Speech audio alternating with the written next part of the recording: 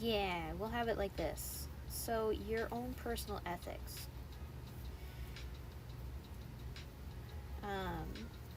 Because, like, little kids, they don't have the capacity to understand all of the impact that all of their choices are going to make, right? So, a kid,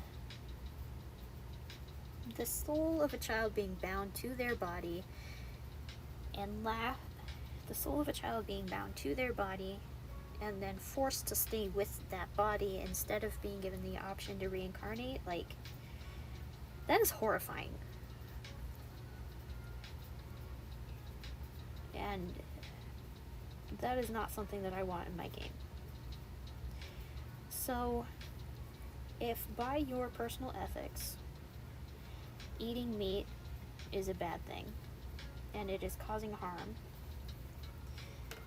then yeah, you decide, I'm not going to eat meat, and then that is not something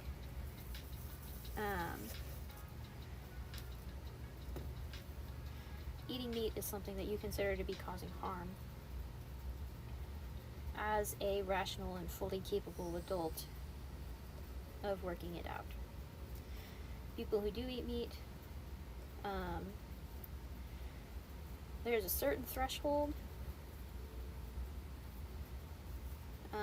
So, like, you have to raise your animals in a way that is not causing them undue stress, not causing them pain unnecessarily, that kind of thing. That would be something that, if you did it enough, you would not be taken by a harvestman, essentially. Oh, Durgan is Dragon Derpily. Oh, okay. I get it now. We call dragons Dargans at my house. Totally understandable. Yeah. That's adorable. Alright, foil's done. Now, it is time to put the blue layer on.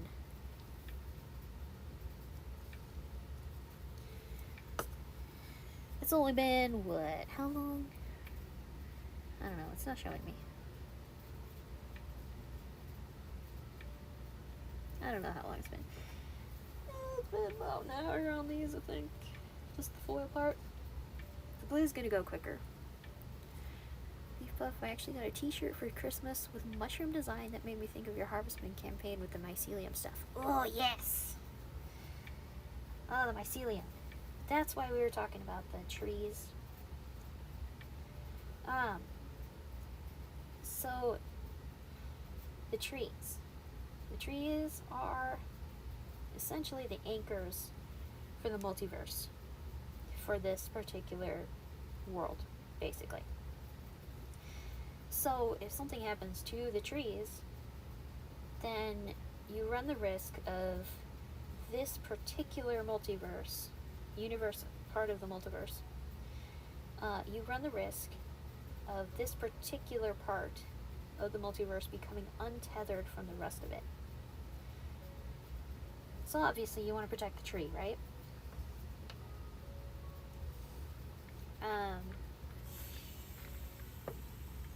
And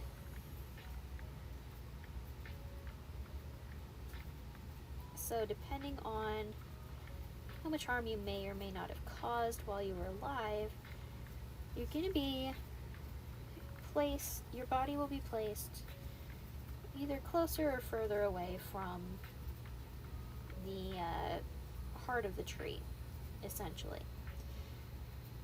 So, you're a little kid.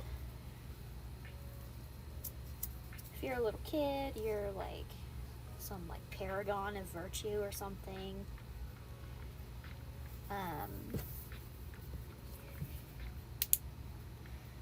Then you'll be buried like right next to the tree. Because the closer you are to the tree, the faster your body is going to decompose, and the sooner your soul can just kind of decide what it wants to do. Oh, that's cool. Guys, Why does it surprise me when I do cool things? I don't know. But look at this. Look at this. Look at this. Look at this. Look at this. Hold on. I'm gonna make it glow. Look at that shit. Isn't that cool?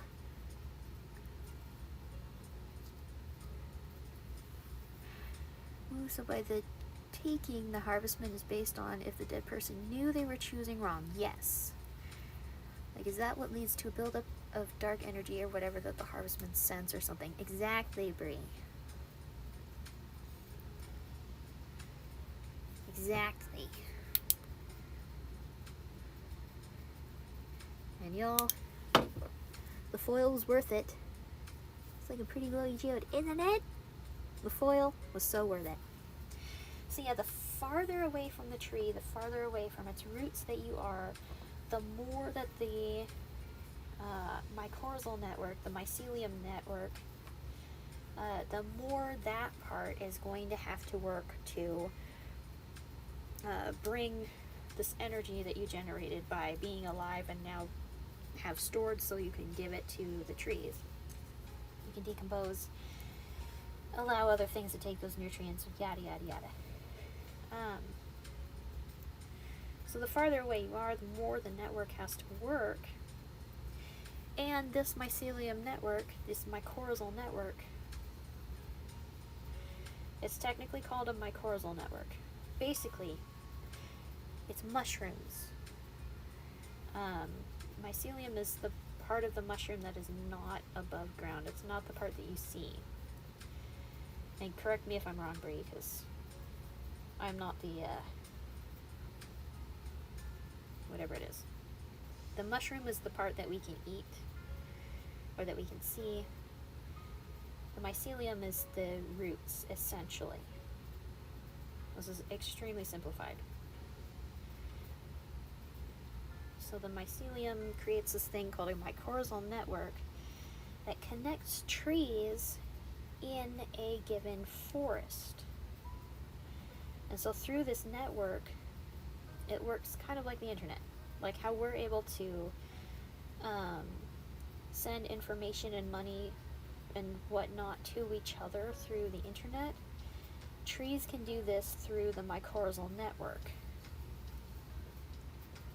And just like how you prioritize your friends, trees prioritize their offspring.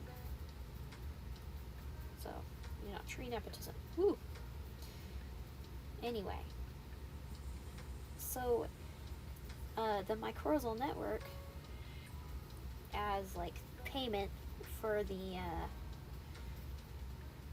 ferrying these nutrients and information to other trees, they'll take some of those nutrients for themselves, and then they will use that to grow and take care of themselves.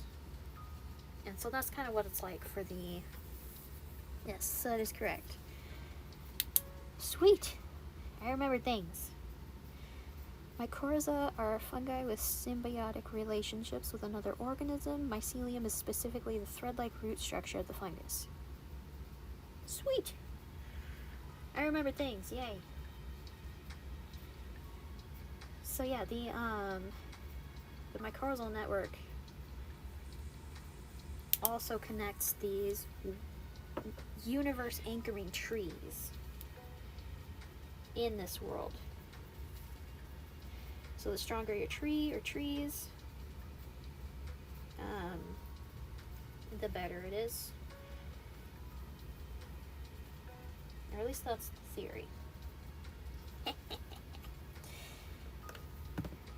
Okay, wait, it's actually symbiosis with a green plant, not just any organism, but yeah. Okay.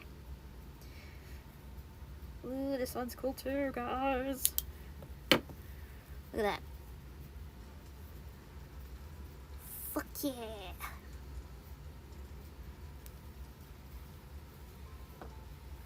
So with the world trees, they are through this mycorrhizal network sending nutrients, and they are sending information,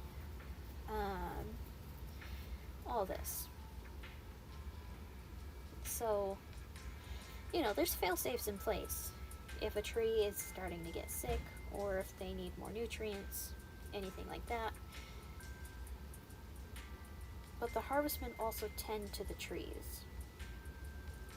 So part of what the mycorrhizal network does is, as a byproduct of it just kind of being alive, is it emanates magic. Kind of like ley lines or ley lines.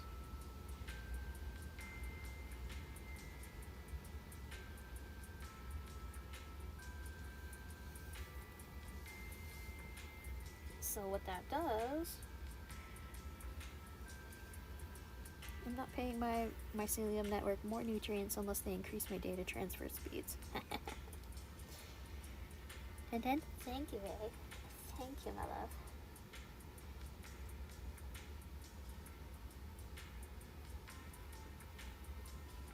So yeah, that's the mycorrhizal network.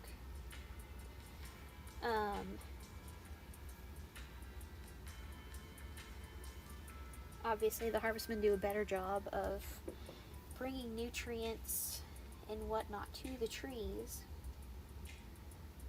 So,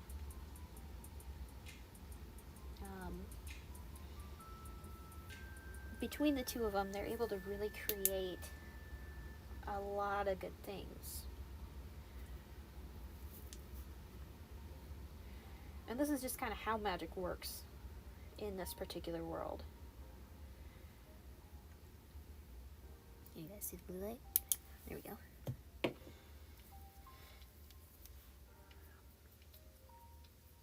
So yeah, this is why it's so exciting that I figured out why exactly the harvestmen are no longer collecting bodies.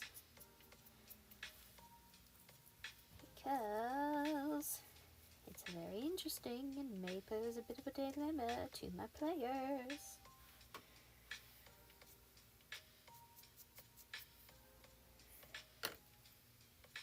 So yeah, once my schedule is set, I'm going to be talking to the folks who have already expressed interest, and then I may or may not offer... Ooh, look at this one. This one's cool. I may or may not open it up for one or two more folks. Because I personally am of the opinion that, like, 4 to 6 players tends to be a sweet spot.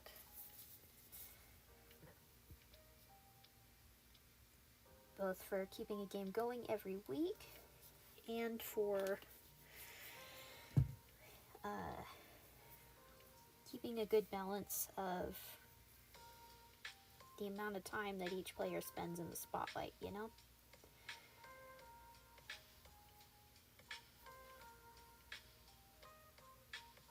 Depends on my players, though.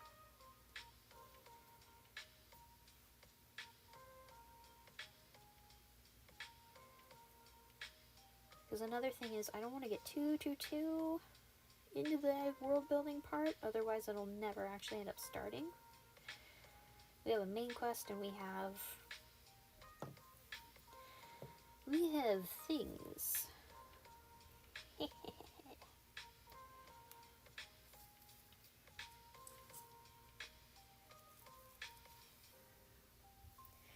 Fun fact, maize plants with stronger mycorrhizal connections can tolerate salt stress better because the fungi can fix more sugar in their roots. Ooh. Fascinating.